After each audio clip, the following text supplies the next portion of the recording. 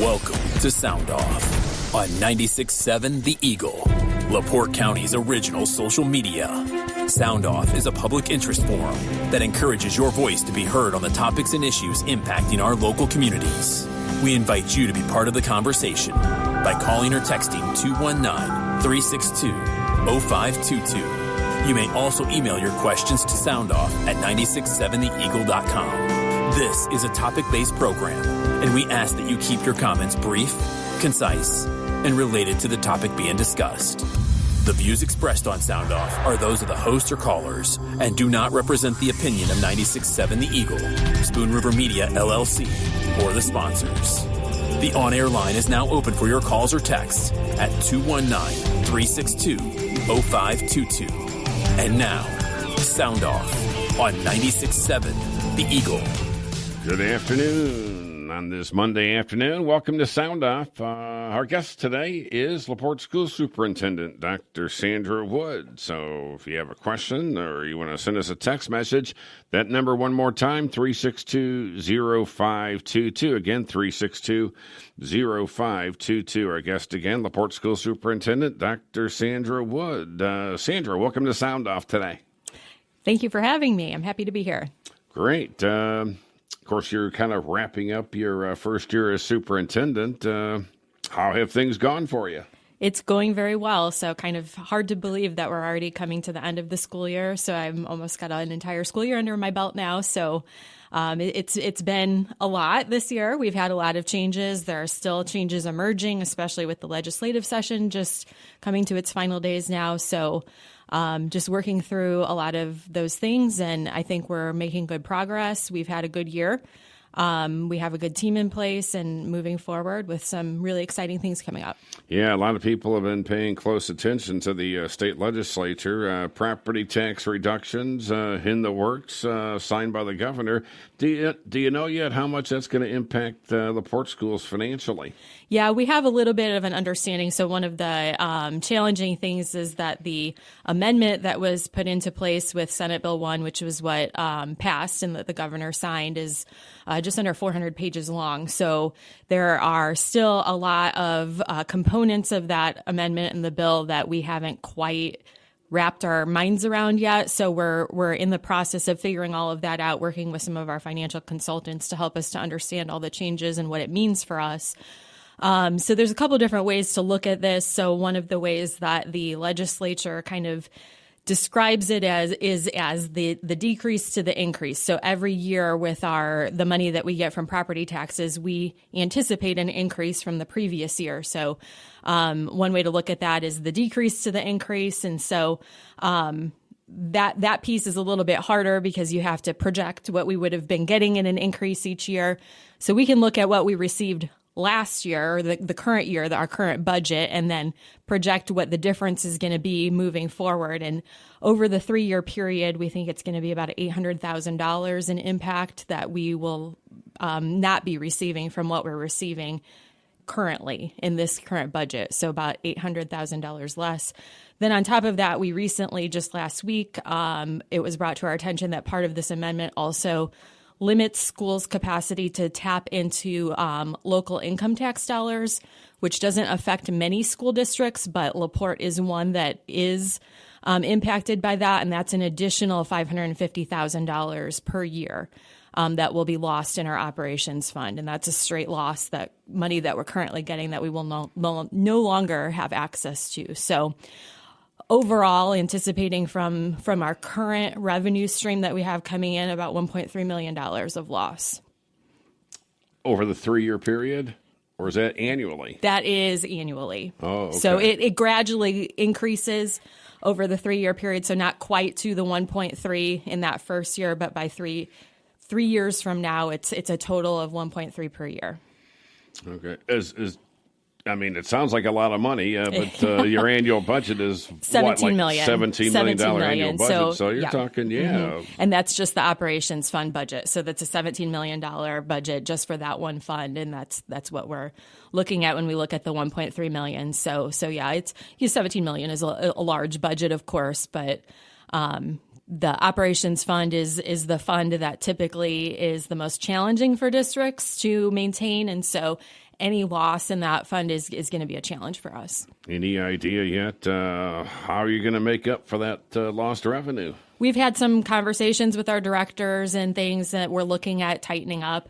Our operations fund, typically, the major components of that are going to be our facility maintenance and upkeep of our facilities, as well as transportation, all fall into that. So looking at different ways that we can streamline things in those areas. We've actually even gone back to 2008, 2009, when we had the Great Recession. And at that time, a list of different items were established of different ways that we can cut costs. And so not that this is the exact same as that, but we did some work at that time to try to streamline things. So just revisiting that list of things just to see what can we go back to on this list that will help us as we navigate through these changes. So did the state legislature provide for a way for school corporations to generate revenue to make up? No, the only way that we have the ability to generate revenue is through a referendum, and that's part of state law that all public school districts do have the ability to go to the taxpayers and request an increase in tax funding that would come through a referendum. A number of districts in our area have gone for a referendum, some of them successfully. And so that is the only way that a public school district has the ability to generate revenue that's directly associated with that operations fund. Okay. All right. Any good things going? Well, a lot of good things are going on. Any particular one or two you want to mention? Sure. Well, we have a number of new initiatives that are going into place that we're planning for right now, specifically that will go into effect for the next school year. So we're right in the throes of planning for next school year, and a lot of exciting things coming up. So one of the things I'll mention, just this is a fairly new change in coming from the state through the Department of Education as well, is that we have a new diploma in Indiana. So there is now a new set of diploma requirements that a number of years ago, the legislature put forth an effort to redefine high school. And so with the initiative being to make it more of a personalized experience for students as they're going through their high school diploma. For many, many years, there was a very prescriptive set of classes that you had to take in order to graduate with your diploma, and you could take some additional courses and get an honors diploma, but that core diploma, it was called the Core 40 diploma, has been pretty much the same for quite a long time. And pretty cookie cutter. So everybody kind of goes and has to do the same classes. And now as we move through this process of redefining high school, the goal is to make it a more personalized experience so students can kind of develop their interests and start exploring different pathways that are more aligned with what they might want to do when they graduate. So providing them different opportunities to explore different things and taking classes that are more aligned with what their goals are instead of necessarily having to do the classes that they may never use again. So this provides us a lot of opportunity. We are uniquely positioned at LaPorte to be able to really set our students up for success with this new model. Last year, this year was the first year, we moved to block scheduling at the high school, which allows a lot of flexibility and the ability for students and teachers to really dig into some of the curriculum in a more in-depth manner because they're in those classes for a longer period of time. And so as we're expanding that, we have a number of different projects that are in place, and a lot of our listeners are probably aware that about a year ago, our school board designated the old Boston Middle School building as a CTE center. So Career and Technical Education is what CTE stands for. And so the purpose of the Boston building now moving forward will be to establish programming for students that is directly aligned with workforce development. So moving into next year, we're excited to be able to expand some of the programs that we currently have at the high school that will now be able to move into space in the Boston building. And we're trying to very intentionally place those programs that are coming into that space to be connected to partners within the community. So we currently have a welding program that came at the beginning of this year, so it's in its first year. We have a number of partnerships, including New York Blower, who work with our students very directly. Our goal is really that we want kids to not only learn the skill that's associated with the program that they're studying, but we also want them to have a connection to that employer in the community. So they're familiar. They've had some direct experience talking to managers that are there. They've been in the facility. They're comfortable there. They're going to have an interview when they graduate, and they feel comfortable going into that position because they just have familiarity with it. So that's kind of our goal. We're moving health careers into that building next year as well. So we'll be able to really establish and define our nursing program. Wow. So we already have a pretty established program, but really excited for how it could grow as it moves in, and we're able to set up some lab space for those kids, and that they'll be prepared to really get a jump start on their future career when they're ready, once they graduate and they're ready to go out and find jobs. Wow. Nursing, is that practically a brand new program offered at the high school? It's been in place for a few years, but it's been really growing. So we've had the ability to expand it over the last year or two. And so we are able to, the students that are through that program and that finish the program can actually graduate with their CNA license, so that they're graduating with their diploma, and they're also graduating with that certification. They can take that on and go right into a job, or they have that if they want to go on to college and pursue higher education. So lots of opportunities for that. And with the medical field, we have the ability to expand that in a lot of different areas. We've had some conversation about different physical therapy or other types of kind of outreaches of the medical field that students could utilize based on their interests. Wow. It's definitely not the same world in education as it was 20 or 30 years ago, that's for sure. It's not. It's definitely changing, and I think the changes are good. I think it provides students an opportunity to explore things. A lot of times we think we're asking kids to make decisions about what they want to do with the rest of their lives when they're in 8th or 9th grade, which sounds overwhelming because who at age 13, 14 really knows that? But we like to think of it as a way for them to explore. Maybe find out in some cases what they don't want to do. They have that opportunity to do that in high school when the stakes aren't as high. They're not paying college tuition yet. They're not out in the workforce with bills and rent that they have to manage at the same time. So we're giving them the opportunity to really get into some hands-on exploration of careers before they've hit that point in their adulthood where it matters. Okay, I'll tell you what. Let's take a quick commercial break. We'll come back to Sound Off after this. What are you waiting for? The lines are open on Sound Off. Text or dial your questions now to 362-0522. That's 362-0522. Now, back to LaPorte County's original social media. Sound Off on 96.7, The Eagle. And welcome back to Sound Off. Our guest again, LaPorte School Superintendent Dr. Sandra Wood, 362-0522. Let's go to our first phone call. You're on Sound Off. Go right ahead. Hey, Stan. Debbie Moss. Hi. Oh, hi, Debbie. What's your question for Dr. Wood? Huh? Do you have a question for Dr. Wood? Yes, I do. First off, Dr. Wood, I want you to know I'm a mean grandma raising 2 grandsons I adopted when they were babies. I found out last summer, and I did address this with Jim Pressel, that my grandsons went to work on one of the farms for the Perlberg family at our church, and when they got their first paychecks, Dr. Wood, they could not sign their name to cash a check. I was blown away. I did not realize they were 14 and 15 last summer. I did not realize that the school no longer teaches cursive writing to the kids. It's something we learned back in 3rd, 4th grade, if not earlier. And I want to know why it is that we can talk about careers for these kids and get them familiar with companies in our area so they know who they're going to be talking to when they get interviewed and so forth, and yet we can't teach them the basics. They couldn't sign their name. I had to go to the Kemp bookstore in LaPorte and get a dry erase board with the cursive writing on there, the letters, and teach them how to write. And by the end of the summer, they could both sign their name.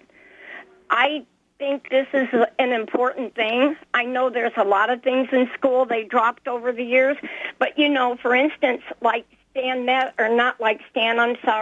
like Dennis Siddell said when I talked to Jim Pressel about this last summer, they can't even read our Constitution because it's in cursive.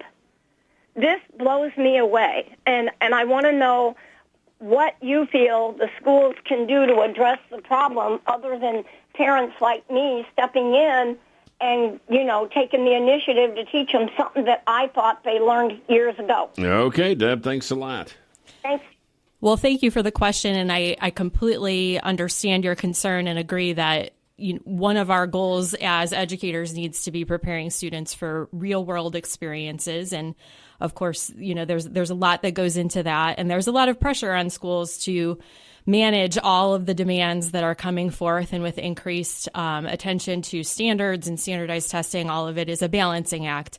So I do believe that we do teach cursive writing. It may not have the same emphasis that it had years ago, but my understanding, and please understand that I'm still fairly new in my position, and so still learning the lay of the land here in LaPorte.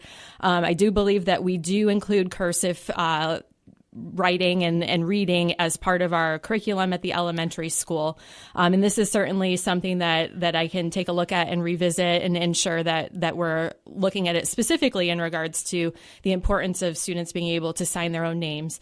But I will share that, we have a number of initiatives that we're looking at that we want to make sure that our students are prepared for those real world experiences, and such as signing their name, but even as they move on into high school, to be able to manage their finances and understand the importance of credit and how a credit card works and things like that. And I don't mean to go off topic too far, but I do think that we are working to ensure that we are providing a curriculum that encompasses not only the specific standards, but also the real world applications that need to be in place for students to be successful in society. And we started a year or two ago, I believe, with personal finance classes at the high school that is now going to be required with the new diploma, but we were doing it previous to that because we just recognized the importance of it. So Deb, I appreciate your concern, and I will take this back and make sure that we are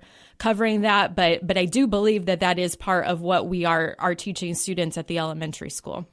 Okay, we have a text message. This person says, can we get some coaches back in the school who know how to coach and win? How long has it been since the football team had a winning record? What's the baseball team's record right now? Any response? That might be more for a school board, perhaps, right? Well, the topic of athletics is a big one, so I'll say that, and we could talk the rest of the program about this topic, and so this is something that we're looking at very closely. We definitely know that this is something that needs to be addressed.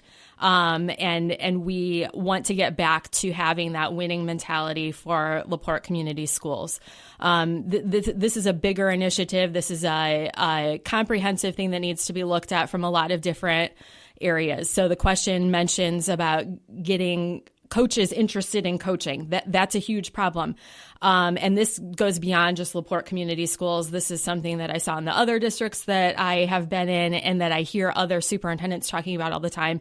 It used to be that a lot of teachers went into the profession of teaching because they wanted to be a coach, and that trend has shifted.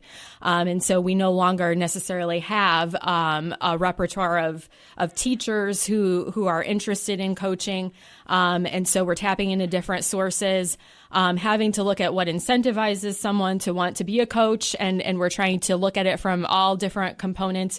We did put together a committee this year that actually has been working on our extracurriculars in general and working to how can we comprehensively make extracurriculars, which includes athletics, more successful at LaPorte. So it's a huge conversation. I didn't give a real great answer to this because it's not a single one answer that can fix this, but I guess to say this is very much on our radar, very much something that we know that we have to pay attention to and take very seriously. to be competitive. And public schools need to be competitive these days. And it's not just with athletics, but athletics is a big part of a student's education. And so we want to make sure that we're competitively offering that experience to students to come to LaPorte. All right. Well, let's take another text message here. Dr. Wood, thank you for taking the time to be on Sound Off today. My question, what is LaPorte Community Schools' position on LifeWise Academy? So just for some context, so LifeWise Academy is an organization. I believe they're nationwide. They're out of Ohio, and they offer religious-based instruction to students as part of the something that can take place within the day in a public school. So back in 2024, the Indiana Legislative Assembly passed a law. I think it's House Enrolled Act 1137. Could be wrong on the number on that, but there is a law in place that went into effect July of 2024, and basically that law states that if a parent requests in writing that a student attend a religious instruction program during the school day, as long as it's not more than 120 minutes per week, the principal must permit that to happen. And so I don't have a lot of opinion personally about LifeWise Academy. I haven't looked into them significantly because it's not associated with the school in any way. What I do know is that law requires us to permit students to attend their programming if the parent signs a permission slip. So we did meet with LifeWise Academy to ensure that they were aligned with that law. So their program does meet all the parameters of the law that is in place. And so with that, we are required to allow students to participate in that programming if the parent signs off on it. So it's one of those things that the Legislative Assembly kind of did. And so we are left to figure out logistically how to make that happen. Our biggest concern, of course, is that we don't want students missing any academic coursework during that time that they would potentially be attending that program. So we are, sort of establishing the parameters around that to ensure that if this is going to take place, it has to take place during time that is not academic time in the school. Okay. So that would be an after-school program. It can happen during the school day. So the law mandates that they can be permitted to leave. They should be permitted to leave the school during the school day, as long as it's non-academic time. So for the elementary level, that would mean recess and lunch. And then at the secondary level, it can be during like SRT time at the high school, or if there's other study hall time, elective time that students would have set up, it could happen during that time as well. Okay. We have some more text messages to get to. This person says, I totally agree with Debbie Moss. My grandson last year, who was 16, had no idea how to sign his name. I also was blown away. Let's see. Another coaching question. First and foremost, I would like to remain anonymous. I, too, would like to comment about LaPorte High School's baseball program based on what I have heard and seen throughout the past several years. Of course, LaPorte was once known as the baseball capital. It's disappointing to see how LaPorte's baseball program has deteriorated through the past several years. Any response to that? I don't have any specific response necessarily to the baseball program. Again, just to reiterate, our athletic programs in general are something that we're looking at very, very closely. We are very aware of the importance of this and that we need to make sure that we are offering programming both within the academic day and extracurricular wise that meets the needs of our community. And so, again, to avoid getting into real specific things, specifically with a program or anything like that, what I would say is we have a great athletic director in place at the high school, and if anyone has specific concerns, especially if it's specific to a particular program, I would really strongly encourage them to reach out and share those concerns with our athletic director, because he very much wants to build a program that's successful and that meets the needs of the community. And so reaching out and making sure that we're aware of the concerns that are out there is the first step. Okay, let's take another quick commercial break. Stay with us. We're waiting to hear from you. Dial or text 362-0522 and let us know what you think. That's 362-0522. Back to Sound Off on 96.7 The Eagle. And welcome back to Sound Off on this Monday. Our guest, again, LaPorte School Superintendent Dr. Sandra Wood, 362-0522.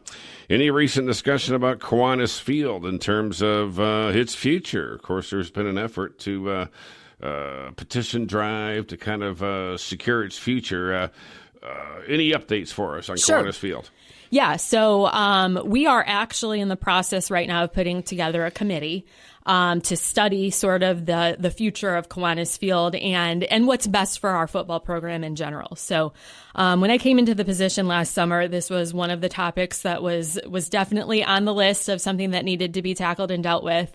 And so over the last few months, I've met with a number of individuals with different viewpoints on, I think a lot of people have an opinion on what the best path forward is. I think the one thing that within our district we can all agree on is that we want to have a facility that meets the needs of our students and our football program moving forward, with updated and modern facilities. And so there's no doubt that the current condition of Kiwanis Field needs to be looked at in conjunction with that. So, but I think we all recognize very much how much meaning Kiwanis Field has to this community, and we want to be able to honor that and acknowledge that. We have to look at this from a big picture perspective, though, because there, of course, is cost associated with any type of move that we make. So our goal is to form a committee. We want the committee to sit down and look at the structure, look at all of the needs that are in place and how we potentially could move forward and then provide a recommendation to the school board of different options. The committee's work may end up with, here are 3 options and how we could move forward. And then from there, we would need to do an analysis of cost to determine what of those potential options would be within the district's budget and what the process would be for us to get the funds that we would need to be able to move forward. So definitely something that we'll be exploring yet this spring. We intend for that committee to sort of come together here in the next couple of weeks, work through the summer to study kind of all the things that are involved with that. And so that I would anticipate by early fall next year, we'll sort of have a recommendation to the school board for what the committee feels is the best path forward. Okay. Let's take a call. We have some calls lined up. You're on Sound Off. Go ahead. I guess my question is, we've had at least 3 teens that we know cannot write cursive. So how can you say it is being taught in the elementary schools? Thank you. So I'll need to follow up with this because this is a topic that I haven't dealt with a lot. I've only been here for about 9 months or so, and this isn't something that's come up. And so I know that we are teaching it, but I don't have the answer today of exactly what the discrepancy is there. So I'm going to follow up. I'm going to look into that. I will talk to our principals and see exactly what it is that we have in place and exactly what our process is for ensuring that students are prepared. All right. Let's take another phone call. You're on Sound Off. Go ahead. Hi, Dr. Wood and Stan. This is Tommy Kolavic. Hey, all my students, I got a real large family that attend the Michigan City area schools. I recall back in 2009 when 2 superintendents ago, Dr. Carla Iacona was our superintendent, there were a number of cuts that had to be made in our school system. And one of those programs that ended up getting cut was driver's education. Please bring driver's education back into our schools. What you learn in driver's education carries through your whole life. And, just things like, not littering and not drunk driving and whatnot. I'm experiencing this with a couple of my tribe members right now. You really need... Okay, Tommy, thanks a lot. This is LaPorte School Superintendent. Driver's Ed, what is the status of Driver's Ed in LaPorte? So this isn't a question that I've had come up since I've been here. So I think the answer is we don't currently offer it. I do not know off the top of my head the reason, if it was offered previously and was cut. I would have to go back and do a little digging on that. I think it's probably been a number of years if it was offered. I can offer this. Just having been in a couple other districts over the past 20 years of my career, and have seen driver's ed programs sort of being removed from the schools. It has been an area that has largely sort of been shifted over to the private sector. There are a number of driving schools in our area that sort of have taken that on. And I think the probably biggest components to that involve the cost of first of all, getting the equipment and the ensuring that all of the curriculum is there, because it's not required. So it is a cost that the school has to incur. But also the liability piece of that as well is probably a consideration. I don't have the specific answer to that regarding the history of that with LaPorte schools, but typically that's what I've seen in other places and why that program has shifted away from the public school setting. All right, text message. I'm a person with a business degree. How can I get involved in teaching in the LaPorte schools? So with, the growing CTE and career and technical education programming that we're implementing in the schools, and all schools are looking at across the state, there is a path that the state has set up for individuals who are working in a different field or that have hands-on experience in another field that would like to get involved in teaching. There's something called a workplace specialist license that those individuals can get as a kind of alternative to the traditional method of going to college and getting your teaching license in whatever subject it is. So there is a process for that, and we're always interested if there are individuals in our community that are interested in being involved as teachers. We are happy to talk to those individuals. So our director of career and technical education, her name is Jen Goss, and you can call the high school or look up on our website and find an email address for her. But if you just even give a call to the high school office, they can direct to her, and she would be happy to talk to anyone who's interested in that, because we're expanding programs in that area and always looking for individuals who want to help our kids. Great. Okay. Any updates on Hanley School? Of course, it's going to become the district-wide pre-K program beginning in the fall. I guess all the parents know about it. You guys have met with the parents. Is there anything that you haven't done yet? So that's Lincoln School, not Hanley. Oh, Lincoln School. Yes, okay, yes, I'm sorry. Yep. So, yes. So Lincoln is right now, we are decommissioning Lincoln to become the early childhood center for the district. So that will go into place at the start of the 25-26 school year. So we are in the process of working on a transition plan. We've kind of, with the announcement being made back in November, then we worked through the winter months to do a lot of interviews and connect with a lot of individuals that will be affected by this change. And implementing a district-wide transition plan for the students. So there are a number of things that have been taking place this spring, trying to get students exposure to the new school they'll be attending. Students will be attending Hanley, Heilman, or Riley School.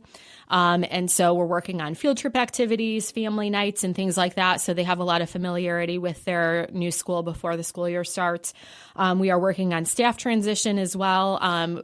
We have placed a good chunk of our staff that are at Lincoln right now into new positions for next year, committed early on that all staff would retain a position within the district. And so we're making good progress on that. Looking forward to the opportunities that we'll have for our preschool population with the early childhood center. So very excited about that. We do have another preschool registration day next week, April 30th. They can come to, it's at the Boston building. They'll enter through door 6 if they still need to get their child registered for preschool. But we have a lot of really exciting things that we'll be able to offer with preschool for next year. One of the biggest things is that we will be able to offer daycare. in conjunction with the preschool. So right now our preschool programming is a half day. Preschool is free for those who enroll. And then if families work and need to have their child there for the full day due to needs for transportation and so on, we have the ability now for them to have daycare for the other half of the day. So we think that this is going to be a really good benefit for our families of preschool age kids. Yeah, that's huge. Yeah. Okay. Any final remarks? We're at the end of the show. No, I don't think so. I just really appreciate the opportunity. We have a lot of really great things happening. We have a lot of exciting opportunities coming up in the future. And so excited to see how all that unfolds. Okay. Well, Dr. Wood, thanks a lot for coming on Sound Off today. Look forward to your next visit. Thank you. All right. That'll do it for Sound Off today. As always, thanks for listening. Thanks for the calls and the texts. We'll see you Friday. Until then, bye-bye. Thank you for joining us and voicing your opinion on this edition of Sound Off. Oh, hey! The views expressed on Sound Off are those of the host or callers and do not represent the opinion of 96.7 The Eagle, Spoon River Media, LLC, or the sponsors. Sound Off airs live every Monday and Friday, immediately following Update 12 News, and is available online after the show is over under the podcast menu at hometownnewsnow.com. Mark your calendar and join us again for the next edition of Sound Off, right here on 96.7 The Eagle.